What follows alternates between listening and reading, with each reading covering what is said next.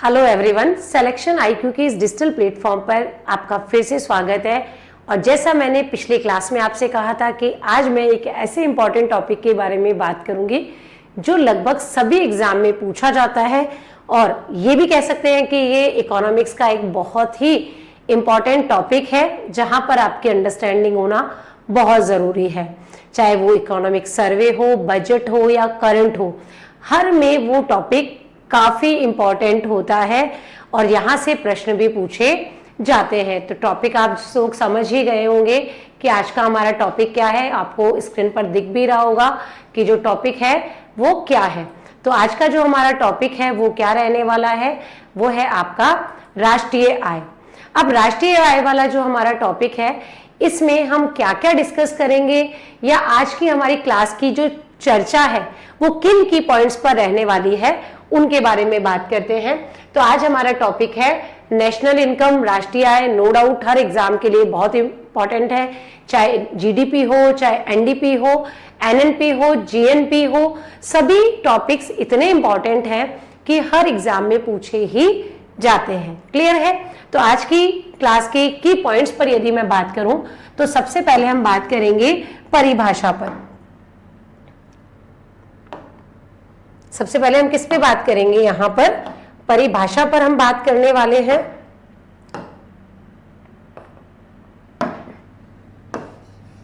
कि राष्ट्रीय आय की जो परिभाषा है वो क्या है, उसकी परिभाषा को सामान्य रूप से या साधारण भाषा में हम समझने का यहाँ प्रयास करेंगे। फिर यदि हम बात करें कि अगला जो टॉपिक है वो क्या है, इसकी प्रमुख अवधारणाएं। देखिए, प्रमुख अवधारणा में हम जीडीपी यहाँ देखेंगे, साथ ही हम देखेंगे यहाँ पर एनडीपी क्या होता है, फिर हम बात करेंगे यहाँ पर जीएनपी के बारे में और फिर एनएनपी के बारे में। तो ये कई सारी महत्वपूर्ण अवधारणाएं हैं जो नेशनल इनकम टॉपिक से जुड़ी हुई है। इनमें हम एक एक करके चर्चा करेंगे और नो डाउट आप सबने इनके बारे में सुना होगा, स्पेशली जीडीपी के बारे में। फिर इनकी जो गणना है वो किस प्रकार से की जाती है, कौन करता है, जारी कौन करता है, किस आधार पर जारी किया जाता है, आधार वर्ष क्या है। और आधार वर्ष तो एक इतना इंपॉर्टेंट टॉपिक है कि हर एग्जाम में प्रश्न पूछा ही जाता है। आरएस, पीएसआई, पटवारी, वीडियो, टीचर्स एग्जाम, सब में यहाँ से प्रश्न लगभग एक बार आ ही चुका होगा आधार वर्ष के बारे में। क्लियर है? फिर हम बात करेंगे यहाँ पर आधार वर्ष के बारे में। क्लियर है? और फिर प्रमुख तरीके, महत्व, समस्याएं और कुछ एमसीक्यू भी हम देखने वाले हैं। तो देखिए, इतना सारा टॉपिक एक क्लास में तो कवर नहीं होगा। क्लियर है? क्योंकि हम बहुत डिटेल से आराम से बात करेंगे, कोई रटने की जरूरत नहीं है, स्टेप बाय स्टेप हम चलेंगे। तो आज की क्लास में हम इन दो टॉपिक पर विशेष रूप से चर्चा करने वाले हैं। क्लियर है? सबसे पहले टॉपिक की बात करते हैं।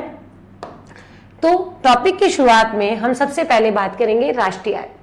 आप में से बहुत सारे स्टूडेंट को तो यही कंफ्यूजन है कि मैम ये राष्ट्रीय आय और जीडीपी अलग अलग टॉपिक हैं क्या, या एक ही टॉपिक है? तो हमें कई बार तो समझ ही नहीं आता कि आप नेशनल इनकम टॉपिक पढ़ रहे हो या जीडीपी टॉपिक पढ़ रहे हो। देखिए, दोनों एक दूसरे से कोरिलेटेड टॉपिक है। नेशनल इनकम का ही एक पार्ट है जीडीपी, बट जनरली आप जो सुनते हैं भाषा में या अखबारों में या बुक्स में, वो जीडीपी ज़्यादा सुनते हैं। तो राष्ट्रीय आय बेसिकली जीडीपी उसी का एक पार्ट है, या हम बोलें कि जीडीपी का ही एक ब्रॉड रूप होती है राष्ट्रीय आय, जो इसकी अवधारणा एनएनपी से संबंधित होती है। राष्ट्रीय आय होता क्या है? जैसे हम बोलते हैं परिवार की आय। आपके घर में 5 लोग हैं, 5 में से 3 लोग कमाते हैं, 2 लोग नहीं कमाते हैं। तो जो 3 लोगों की आय है उसे हम क्या कहते हैं? परिवार की आय। हम ऐसा नहीं कहते कि भाई ये तो 3 लोगों की आय है, वो जो 2 लोग कमा नहीं रहे उसकी कोई आय नहीं है, ऐसा नहीं कहते हैं। हम क्या कहते हैं कि ये पूरे परिवार की आय है। कि भाई शर्मा फैमिली की आय क्या है? शर्मा फैमिली में 5 लोग हैं, 5 लोग में से 3 लोग कमाते हैं, 3 लोग में से 15-15 हजार 3 लोग कमाते हैं, तो पूरी आय क्या हो गई? 45,000 रुपए हो गई ना।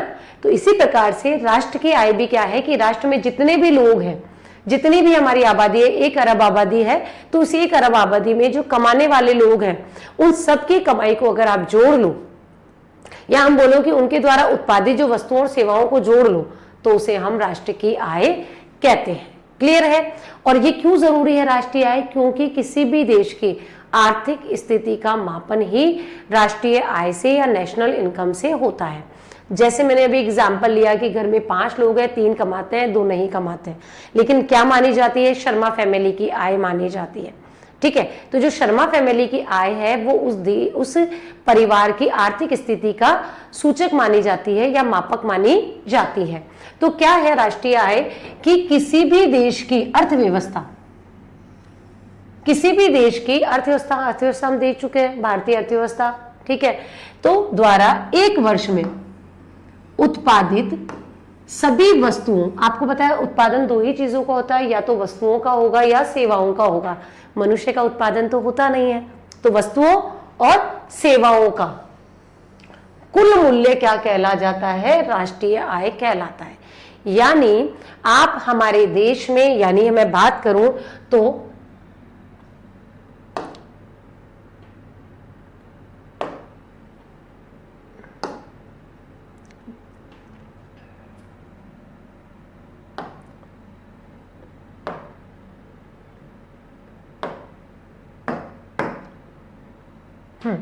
यदि मैं बात करूं कि भारत की, देखिए मैप मेरा अच्छा नहीं है तो मैप पे मत जाइएगा, ठीक है, ये हमारा देश है भारत। इस भारत में एक वर्ष जिसे हम क्या कहते हैं? वित्तीय वर्ष भी कहते हैं, फाइनेंशियल ईयर भी कहते हैं।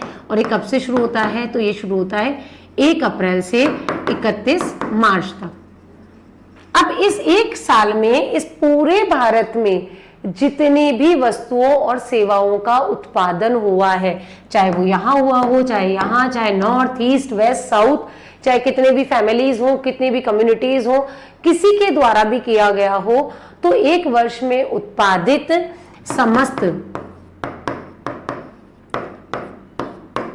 वस्तुओं और सेवाओं, क्योंकि कुछ तो वस्तुएं होती है जिनका उत्पादन होता है और कुछ क्या होती है? सेवाएं होती हैं जिनका उत्पादन होता है। तो जो वस्तुएं और सेवाएं हैं उनके कुल मूल्य को हम क्या कहते हैं? नेशनल इनकम या राष्ट्रीय आय कहते हैं। राष्ट्रीय आय क्यों? क्योंकि हम बात कर रहे हैं हमारे राष्ट्र की, एक देश की। तो इस पूरी अर्थव्यवस्था में एक वर्ष में हम जो भी वस्तुएं या सेवाएं उत्पादित करते हैं उनके कुल मूल्य को, अब ये कुल मूल्य क्यों लिया है? या इस कुल मूल्य को हम ये भी तो कह सकते हैं मौद्रिक मूल्य, क्योंकि हमेशा चीजों का मापन किसमें करेंगे? इकोनॉमिक्स में हम मुद्रा में करेंगे। तो हम क्या करेंगे? मुद्रा के माध्यम से मापन करते हैं, इसलिए हम यहाँ पर क्या ले रहे हैं? कुल मूल्य ले रहे हैं। हम क्या ले रहे हैं? मौद्रिक मूल्य ले रहे हैं। तो अगर डेफिनेशन ये भी हो कि भारतीय अर्थव्यवस्था में एक वर्ष में उत्पादित समस्त वस्तुओं और सेवाओं के मौद्रिक मूल्य को हम राष्ट्रीय आय कहते हैं, तो वो भी सही है। अब डेफिनेशन आपको रटने की जरूरत नहीं है, सिर्फ कीवर्ड्स को समझना है। राष्ट्रीय आय यानी राष्ट्र की आय, राष्ट्र मतलब एक देश, यानी एक देश की अर्थव्यवस्था में एक वर्ष में, अब हो सकता है किसी और कंट्री में कोई अलग फाइनेंशियल ईयर हो, अमेरिका में, इंग्लैंड में या किसी और कंट्री में, तो फाइनेंशियल ईयर अलग अलग हो सकता है। क्लियर है? तो एक वर्ष हम बोल रहे हैं यहाँ पर, हमारे लिए एक वर्ष यानी वित्तीय वर्ष क्या है? वो 1 अप्रैल से 31 मार्च है, तो हमने वो ले लिया। तो आप इसे ये भी कह सकते हो किसी देश की अर्थव्यवस्था में एक वित्तीय वर्ष के दौरान उत्पादित वस्तुओं और सेवाओं का कुल मौद्रिक मूल्य ही क्या कहलाता है? राष्ट्रीय आय कहलाता है। और इसी राष्ट्रीय आय से हमें पूरे देश की आर्थिक स्थिति का पता चल जाता है कि भाई राष्ट्रीय आय ज्यादा है यानी देश समृद्ध है, राष्ट्रीय आय कम है यानी देश समृद्ध नहीं है। तो ये एक सामान्य परिभाषा है जिसमें आपको कुछ कीवर्ड्स को ध्यान रखना है। कीवर्ड क्या है? एक देश होना चाहिए या एक राज्य होना चाहिए, लेकिन राज्य के लिए वो क्या कहलाती है? राज्य आय, वो फिर राष्ट्रीय आय नहीं कहलाएगी। ठीक है, तो राज्य या देश होना चाहिए, एक वर्ष होना चाहिए। तो आपको यहाँ पर क्या ध्यान रखना है? एक वर्ष भी विशेष रूप से ध्यान रखना है। एक वर्ष, अब वो वित्तीय वर्ष भी हो सकता है, किसी और के लिए कोई भी देश हो सकता है। फिर उत्पादित वस्तुओं और सेवाओं का मौद्रिक मूल्य क्या कहलाता है? राष्ट्रीय आय कहलाता है। इसी परिवार की आय कहना हो तो किसी परिवार की एक वर्ष में उत्पादित समस्त वस्तुओं और सेवाओं का मूल्य क्या कहलाता है? क्या कहलाता है? राष्ट्रीय आय कहलाता है। क्यों हम करते हैं? मूल्य को क्यों लेते हैं? क्योंकि भाई मापन तो मुद्रा में ही होगा ना।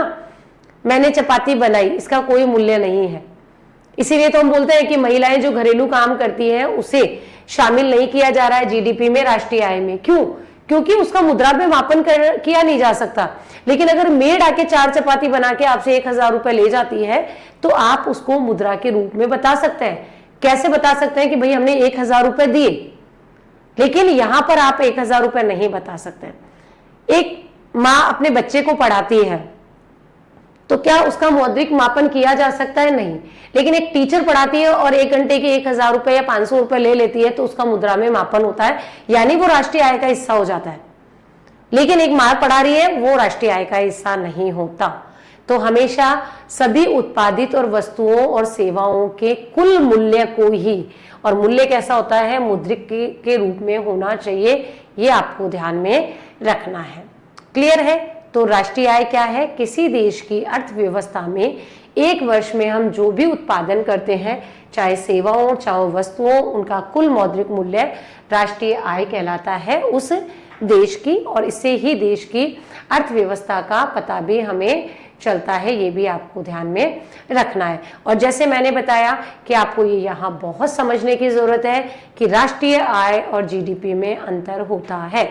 क्या होता है? राष्ट्रीय आय और जीडीपी में अंतर होगा। क्या अंतर होगा? देखिए, अगर मैं बात करूं राष्ट्रीय आय, नेशनल इनकम, और यहां हम बात कर रहे हैं जीडीपी की। जीडीपी में बहुत डिटेल से बात करूंगी अगले टॉपिक में, लेकिन यहां आपको राष्ट्रीय आय के हमने क्या बोला कि ये क्या होती है? किसी देश में एक वर्ष में उत्पादित वस्तुओं और सेवाओं का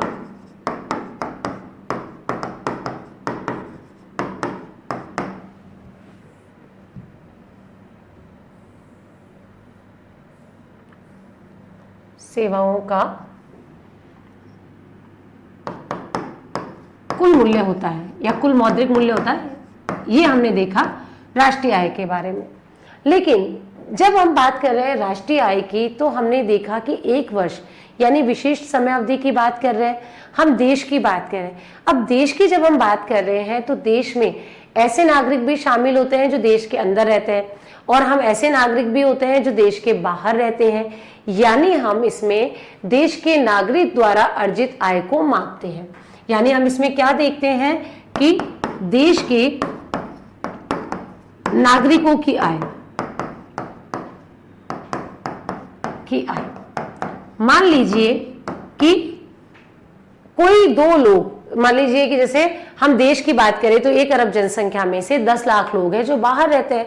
अब जब वो विदेश में रहते हैं तो वहां से क्या कर देंगे? पैसा कमाएंगे, लेकिन पैसा कमा के भेजेंगे कहाँ? यहाँ पर जब हम खर्च करेंगे उनको या उत्पादन प्रक्रिया में उसको लेंगे तो वो काउंट भी यहीं पर होगा। तो राष्ट्रीय आय में किसी देश के नागरिकों के द्वारा अर्जित आय, तो यहाँ पर नागरिकों के द्वारा अर्जित आय को मापा जाता है, चाहे वो नागरिक देश में रह रहे हों चाहे विदेश में रह रहे हों।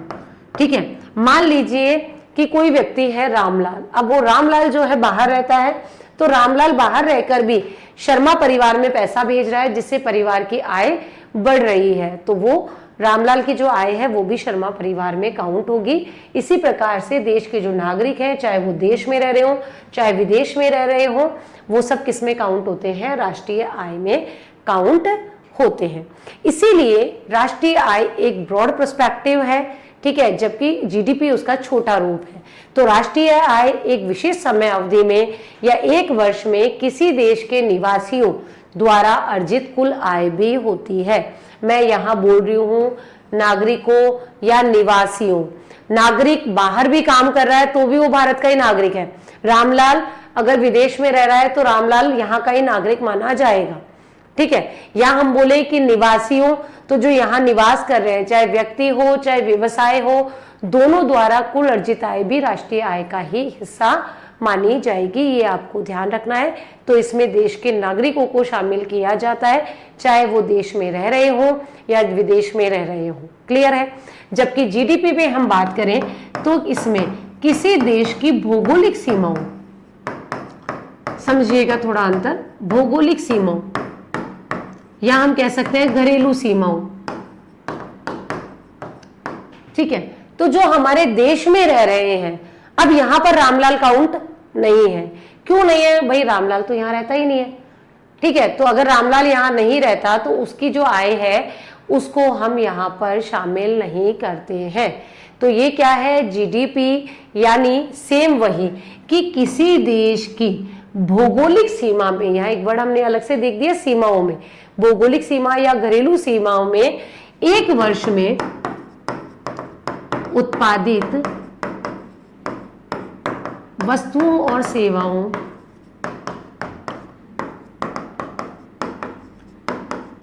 के कुल मूल्य को हम क्या कहते हैं? जीडीपी कहते हैं। कि कुल मूल्य को जीडीपी कहते हैं। तो जीडीपी और जीएनपी में अंतर क्या हो गया कि ये देश की भौगोलिक सीमाओं तक है। ठीक है, तो आपको याद रखना है विशेष तौर से कि ये भौगोलिक सीमाओं में काम करेगा और ये जो है वो नागरिकों पर काम करेगा। दोनों में यही डिफरेंस है, यानी नेशनल इनकम जो है उसी का एक पार्ट है जीडीपी। क्लियर है? बट जीडीपी देश के नागरिकों के बजाय भौगोलिक सीमाओं के अंदर उत्पादन को मापता है। जीडीपी में किसी भी देश की भौगोलिक सीमाओं के भीतर जो उत्पादन होता है उसके मूल्य को हम नापते हैं, चाहे उसकी राष्ट्रीयता कुछ भी हो। मान लीजिए कि एक व्यक्ति है जो फॉरेन का है, ठीक है, अल्बर्ट। ठीक है, यहां पर हम बात कर लेते हैं, जैसे हमने बोला था यहाँ रामलाल है। अब रामलाल विदेश में भी रह रहा है तो भी इसकी आय क्या है? राष्ट्रीय आय का, नेशनल इनकम का पार्ट है। जबकि एक व्यक्ति है अल्बर्ट, वो विदेशी है लेकिन वो रह कहां रहा है? भारत में, और भारत की सीमाओं में उत्पादन कर रहा है, तो इसको हम किस में काउंट कर लेंगे? जीडीपी में। क्लियर है? तो अगर भौगोलिक सीमाओं के अंदर उत्पादन हो रहा है, चाहे उसकी राष्ट्रीयता कुछ भी हो, वो अमेरिकन हो, कोई भी देश का नागरिक हो, लेकिन वो जीडीपी में काउंट होगा। क्यों? क्योंकि वो भौगोलिक सीमाओं में काम कर रहा है। और यहाँ हमने देखा कि भाई राम जो है विदेश में काम कर रहा है, तो ऐसी स्थिति में भी वो राष्ट्रीय आय का हिस्सा माना जाएगा। लेकिन जीडीपी में वो काउंट नहीं होगा। कौन? राम। लेकिन यहाँ पर काउंट होगा राम, ये आपको ध्यान रखना है। तो जीडीपी और इनका दायरा अलग है। ये भौगोलिक सीमाओं की बात करता है और ये निवासियों की बात कर रहा है, चाहे वो विदेश में हो चाहे देश में हो। क्लियर हो गया दोनों को? अब दोनों की डेफिनेशन आप एक एक करके आराम से देखें। देखो, अब हम जीडीपी पे बात कर लेते हैं। जीडीपी क्या है?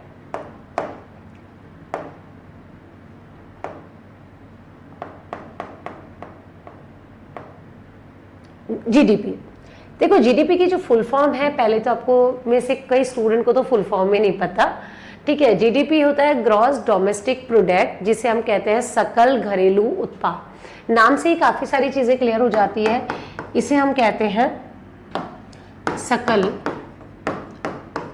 डोमेस्टिक होता है घरेलू उत्पाद। देखो, सकल घरेलू उत्पाद, घरेलू मतलब हमारे देश की सीमाओं में, ठीक है, जो मैंने बताई थी हमारी जो बाउंड्रीज है उसको इसमें काउंट किया जाता है। तो देश की सीमाओं के भीतर उत्पादित वस्तुओं और सेवाओं के कुल मूल्य को हम क्या कहते हैं? जीडीपी कहते हैं। राष्ट्रीय आय में हमने क्या देखा था?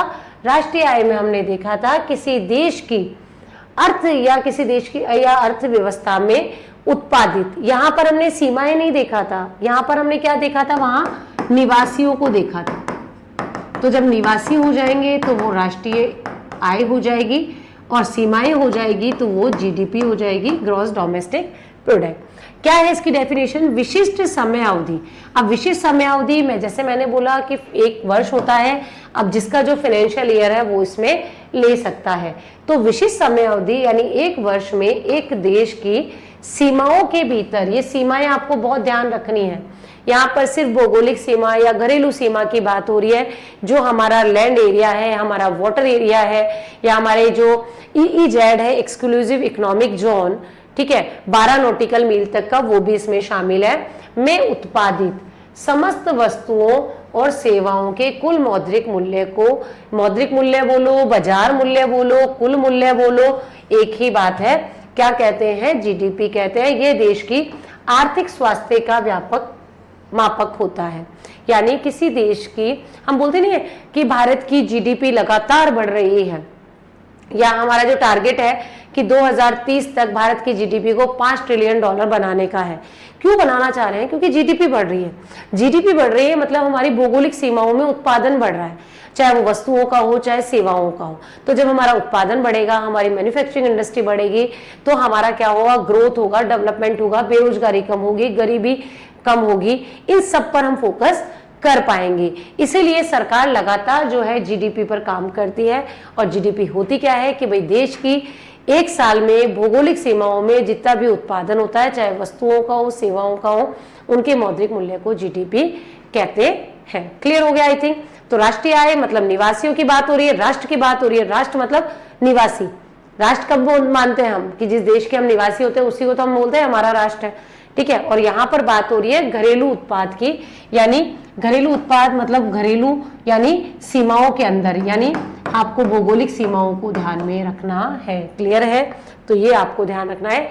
ये हो गया आपका जीडीपी वाला पार्ट। अब देखिए, जब हम जीडीपी की बात करते हैं यहाँ पर, तो अगला हमारा चीज आती है जीडीपी के बाद एनडीपी।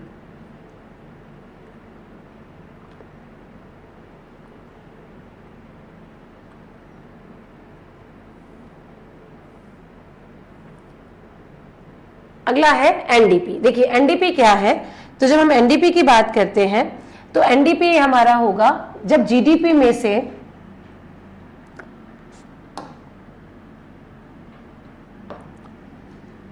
हमने जीडीपी देखा था। अब जीडीपी में कुछ डेप्रिसिएशन होता है, मूल्यह्रास होता है। अगर आप उसको घटा देते हैं तो वो क्या होगा, एनडीपी।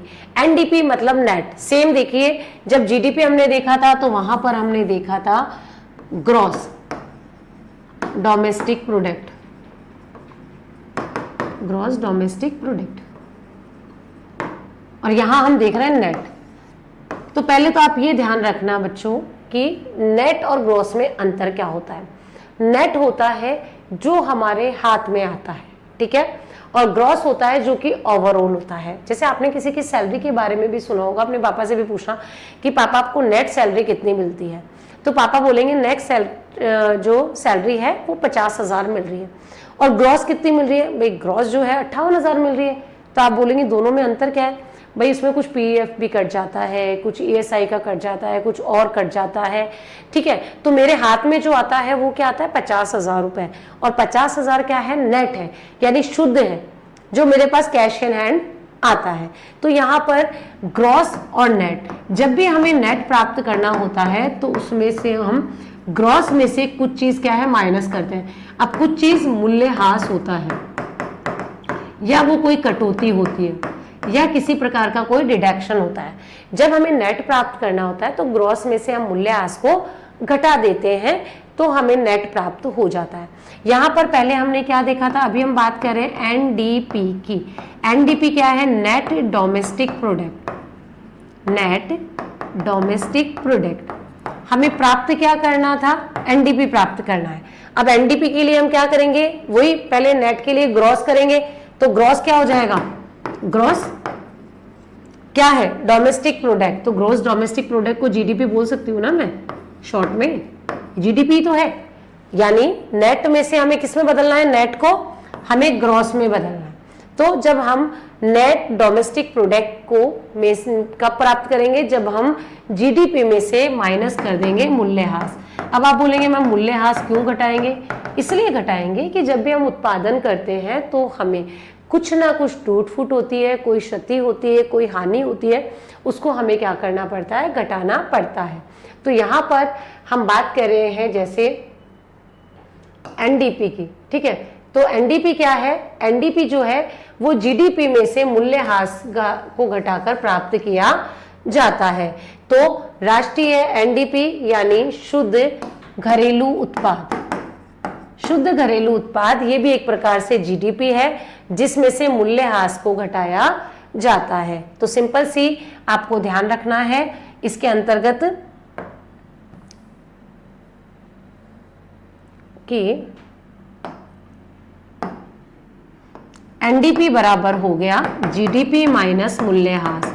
यानी जब जीडीपी में से मूल्यह्रास को घटा दिया जाता है तो हमें एनडीपी यानी नेट प्राप्त हो जाता है, ग्रॉस में से मूल्यह्रास को घटाकर। और इसमें ज़्यादा आपको ध्यान नहीं रखना है। डेफिनेशन की बात करें तो किसी विशेष समय अवधि में देश की सीमाओं में उत्पादित समस्त वस्तुओं और सेवाओं के मूल्य के मूल्यह्रास को घटाकर हमें क्या प्राप्त हो जाता है, तो हमें एनडीपी प्राप्त हो जाता है। ये आपको ध्यान रखना है। तो ये तो हुई जीडीपी की बात और एनडीपी की बात। अब हम बात कर रहे हैं एनएनपी के बारे में।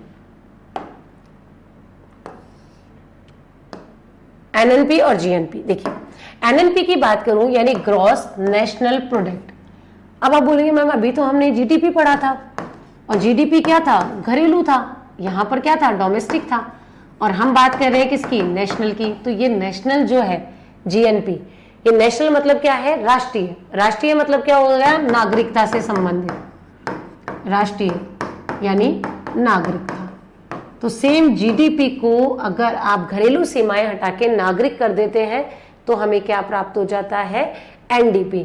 यानी किसी देश की, एनडीपी क्या है, एनडीपी सॉरी जीएनपी, जीएनपी क्या है, किसी देश की नागरिकों द्वारा, ठीक है, किसी देश के नागरिकों द्वारा किसी वर्ष में या निश्चित वर्ष में उत्पादित वस्तुओं और सेवाओं के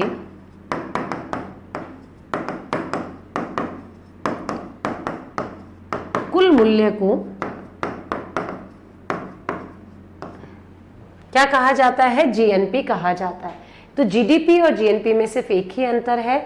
अंतर क्या है कि किसी देश के नागरिकों द्वारा, ये नागरिकों द्वारा आपको ध्यान रखना है, और उसमें था घरेलू सीमाओं में उत्पादित सभी अंतिम वस्तुओं और सेवाओं के कुल बाजार मूल्य बोल लो, मौद्रिक मूल्य बोल लो, कुल मूल्य बोल लो, चाहे वो देश के भीतर हो चाहे बाहर।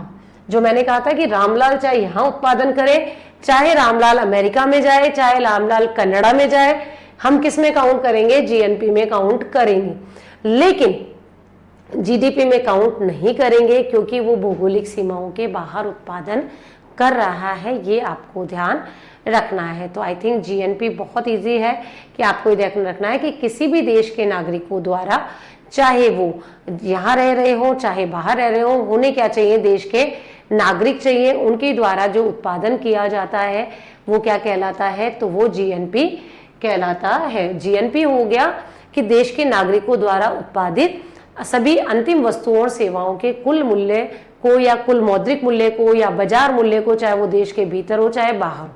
जैसे मैंने बोला कि राम एक क्या है, एक भारतीय नागरिक है लेकिन वो अमेरिका में काम कर रहा है, वो अमेरिका में 5 लाख रुपए कमाता है, तो वह भारत की जीएनपी में जोड़ा जाएगा क्योंकि क्या है, वो भारत का नागरिक है, ठीक है। लेकिन जीडीपी पे नहीं जोड़ा जाएगा क्योंकि वो भारत की सीमाओं से बाहर कमा रहा है, क्योंकि जीडीपी में सिर्फ हम भौगोलिक सीमाओं के आधार पर ही मापन करते हैं। क्लियर हो गया।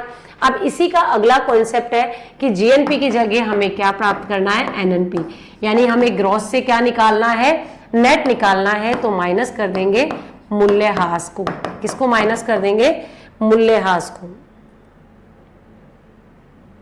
और ये हमारा क्या है, एनएनपी, यानी net national product. Net national product, जैसे हमने जीएनपी बात की थी, तो जीएनपी में से हम माइनस कर देंगे मूल्यह्रास, और मूल्यह्रास के घटाने के बाद हमें क्या प्राप्त हो जाएगा, तो एनएनपी, यानी हमने ग्रॉस को किस में बदल दिया, नेट में बदल दिया। भाई एक बार समझिए डेफिनेशन क्या है कि जीएनपी में से हम मूल्यह्रास को घटाकर क्या प्राप्त कर सकते हैं, एनएनपी प्राप्त कर सकते हैं। ये क्या है, एक प्रकार का जीएनपी है जिसमें से सिर्फ और सिर्फ मूल्यह्रास को घटाया जाता है।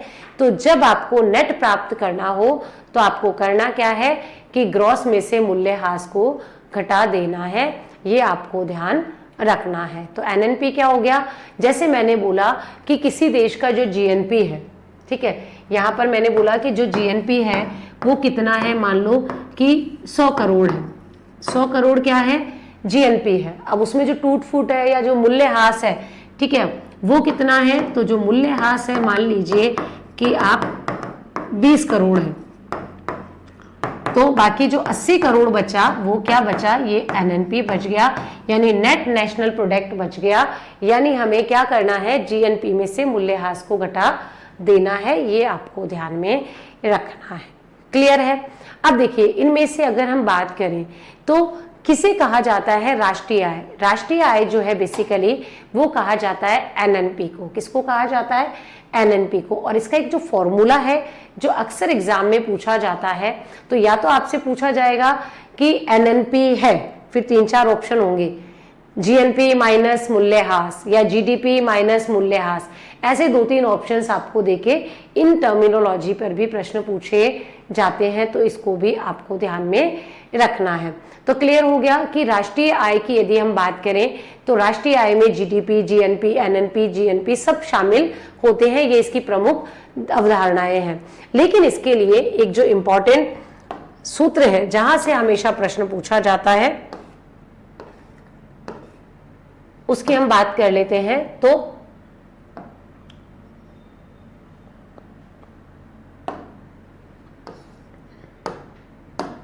देखिए यहां पर आपको ध्यान रखना है कि जो राष्ट्रीय आय है वो क्या है, नेशनल इनकम। तो नेशनल इनकम देखो जीडीपी तो नहीं है, क्योंकि जीडीपी में तो सिर्फ हम भौगोलिक चीजों को ही देखते हैं, ठीक है। तो हम क्या बोलेंगे कि भाई जीडीपी जिसमें हमने भौगोलिक सीमाओं के सारे उत्पादन को शामिल कर लिया है, ठीक है, प्लस NFAI। अब NFAI क्या है ये भी हम बात करेंगे अभी, ठीक है। माइनस क्या कर देंगे इसमें से, मूल्यह्रास, क्योंकि हमें नेट चाहिए, तो नेट के लिए हम क्या करेंगे, मूल्यह्रास को माइनस कर देंगे। फिर हम क्या करेंगे, इसमें से माइनस करेंगे इनडायरेक्ट टैक्सेस, अप्रत्यक्ष कर, और प्लस कर देंगे सब्सिडी जो कि सरकार के द्वारा दी जाती है। और ये फॉर्मूला बहुत इंपॉर्टेंट है, अक्सर एग्जाम में पूछा जाता है, आप इसको स्टार मार्क कर लें कि ये एग्जाम में पूछा जाएगा, इसको आप स्टार मार्क कर लें। तो राष्ट्रीय आय क्या है, राष्ट्रीय आय के लिए ये फॉर्मूला आपको ध्यान रखना है, क्या है, जीडीपी प्लस NFAI माइनस मूल्यह्रास माइनस अप्रत्यक्ष कर प्लस सब्सिडी, ठीक है। तो ये अक्सर एग्जाम में पूछा जाता है, राष्ट्रीय आय देंगे, फिर इनमें से 4 ऑप्शन में ये फॉर्मूलाज दे देंगे। हो सकता है अप्रत्यक्ष कर को प्लस कर दे, सब्सिडी को माइनस कर दे, मूल्यह्रास को माइनस कर दे, विदेश से प्राप्त शुद्ध कारक आय को माइनस कर दे। ऐसे आपको ध्यान रखना है, ये फॉर्मूला हर एग्जाम में लगभग पूछा जाता है। अब देखो हम इसमें से एक एक चीज, जीडीपी हमने समझ ही लिया, मूल्यह्रास हमने समझ ही लिया, NFAI क्या है, ये है net factor income from abroad, यानी विदेशों से प्राप्त शुद्ध कारक आय, विदेशों से प्राप्त शुद्ध कारक आय। अब आप बोलेंगे मैम नहीं समझ में आया, अरे भाई हमने राम को बात की थी ना कि राम अमेरिका में रहता है, 1 लाख रुपए बेचता है या 5 लाख रुपए उसकी आय है, तो जो राम की आय है वो क्या है, विदेशों से प्राप्त शुद्ध कारक आय तो है, और राम जैसे 1 लाख लोग, 2 लाख लोग जो बाहर रह रहे हैं उन सबकी आय को हम जोड़ देंगे, जिसे NFAI कहते हैं। यानी घरेलू निवासियों के द्वारा विदेशों में अर्जित जो आय है उसे हम क्या करते हैं, हमारे देश की आय का हिस्सा मानते हैं। तो NFAI है net factor income from abroad, और घरेलू निवासियों द्वारा विदेशों से अर्जित आय, और जो हमारे यहाँ विदेशी रह रहे हैं, जो अल्बर्ट है, वो भी तो अपनी आय को वहां भेज रहा होगा, उसमें से माइनस कर देंगे, ठीक है। तो यानी राम की जो आय है उसको में से हम माइनस कर देंगे अल्बर्ट की आय। अल्बर्ट वह यहाँ रहता है लेकिन पैसा तो वहां भेजता है, जैसे राम वहां रहता है और यहाँ पैसा भेजता है, ठीक है। तो हम क्या करेंगे कि घरेलू निवासी, ये कौन है, घरेलू निवासी,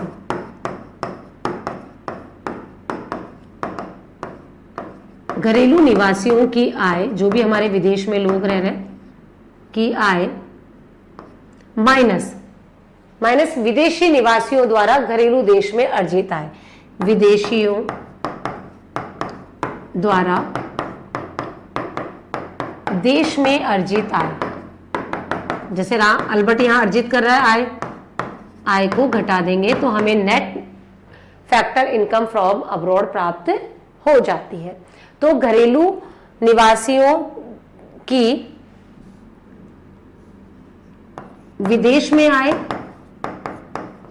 और विदेशियों द्वारा देश में अर्जित आय का जो डिफरेंस होता है वो नेट फैक्टर फ्रॉम अब्रॉड कहलाता है, यानी देश की घरेलू सीमाओं में जो उत्पादन हो रहा है वो, प्लस जो हमारे यहां से बाहर जा रहे हैं उनकी आय को घटा देंगे, बाहर वाले जो हमारे यहाँ आय ला रहे हैं उनको जोड़ देंगे, यानी उनका डिफरेंस निकाल देंगे, प्लस मूल्यह्रास को घटा देंगे, फिर अप्रत्यक्ष कर को भी घटा देंगे जो कि वस्तुओं और सेवाओं पर लगता है, जैसे जीएसटी।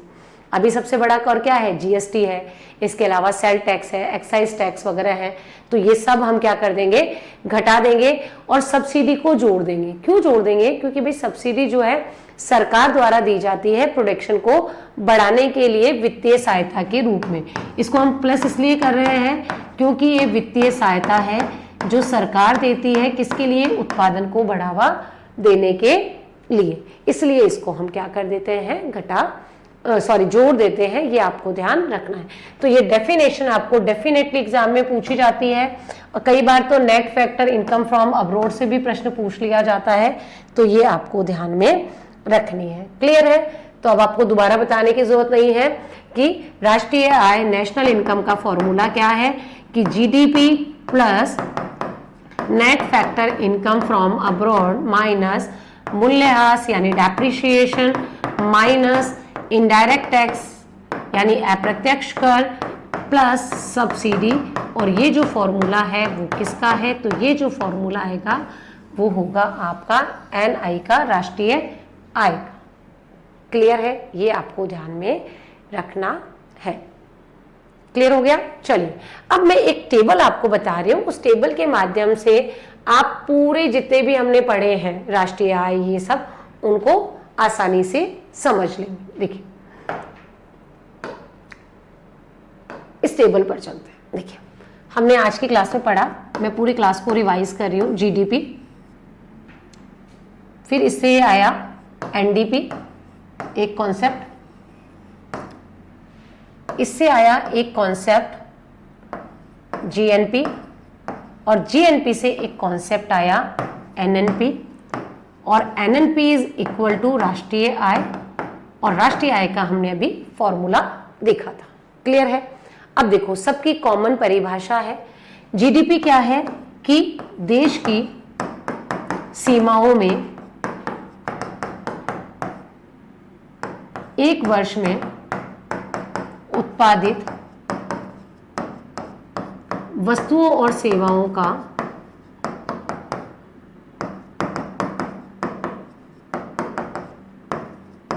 कुल मूल्य, बाजार मूल्य, मौद्रिक मूल्य, कुछ भी आप बोल लेना, कोई दिक्कत नहीं है, कुल मिला के मुद्रा में मापन होना चाहिए कुल मूल्य। ठीक है, ये हो गया। तो यहां आपको ध्यान क्या रखना है? यहां पर सिर्फ आपको ध्यान रखना है डोमेस्टिक यानी घरेलू सीमा में। फिर हम बात कर लेते हैं यहां पर जीएनपी की। जीएनपी में भी सेम वही कि देश के निवासियों द्वारा ऑब्लिक नागरिकों द्वारा देश एक वर्ष में उत्पादित वस्तुओं और सेवाओं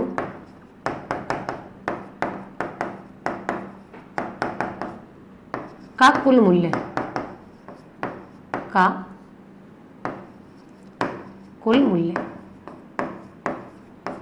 क्या कहलाता है? जीएनपी कहलाता है। तो इसमें क्लियर हो गया कि आपको ध्यान रखना क्या है कि यहां पर तो सीमाओं की बात ध्यान रखनी है और यहां निवासियों और नागरिकों की। नागरिक चाहे विदेश में रहे चाहे देश में रहे, उसका उत्पादन शामिल होगा। इसमें उन्हीं का शामिल होगा जो कि हमारी भौगोलिक सीमाओं में रह रहे हैं, चाहे वो विदेशी भी हो तो भी इसमें शामिल होंगे। अब इन दोनों में जब जी को हम एंड बनाएंगे तो यहां पर क्या कर देंगे, माइनस मूल्यह्रास, यानी हम ग्रॉस डोमेस्टिक प्रोडक्ट को नेट डोमेस्टिक प्रोडक्ट बनाने के लिए मूल्यह्रास कर देंगे, तो हमारे पास एनडीपी प्राप्त हो जाएगा। यानी एनडीपी क्या हो गया, जीडीपी माइनस मूल्यह्रास। इसी प्रकार पे हमें जब एनएनपी प्राप्त करना है तो एनएनपी क्या हो गया, जीएनपी माइनस मूल्यह्रास। तो एनएनपी बराबर हो गया जीएनपी माइनस मूल्यह्रास। हम बोल सकते हैं कि राष्ट्रीय आय क्या है, तो हम इसी में देखते हैं कि राष्ट्रीय आय, यहां पर हमने एक फॉर्मूला जैसा देखा था, मैं एक बार फिर रिपीट कर रही हूं, GDP plus net factor income from abroad minus यहां पर मूल्यह्रास माइनस अप्रत्यक्ष कर और प्लस सब्सिडी। ये फॉर्मूला आपको ध्यान रखना है। क्लियर है? तो ये आपको पूरी क्लास का क्रैक्स है कि आपको पूरा नरेशन है कि आपको कैसे क्या करना है। क्लियर है?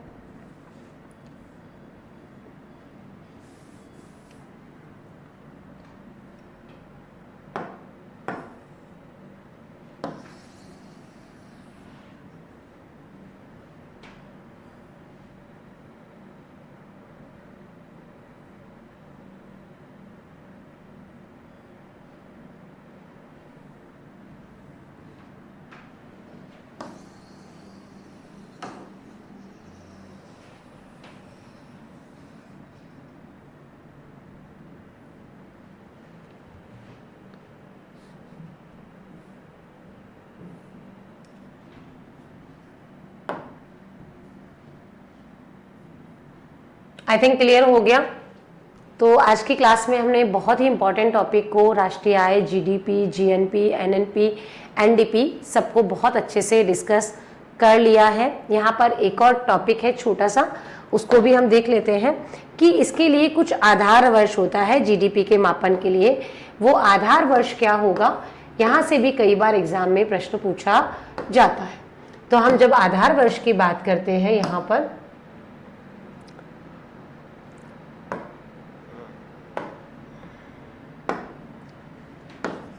जीडीपी के लिए जो आधार वर्ष है वो क्या है, तो आपको 2011-12 ध्यान रखना है। ठीक है कि जीडीपी के लिए जो आधार वर्ष है वो क्या है, तो 2011-12 है। और ये आंकड़ों का, राष्ट्रीय आय के जितने भी आंकड़े हैं या राष्ट्रीय आय के लिए जितने भी आधार वर्ष है वो कितना है, 11-12 है।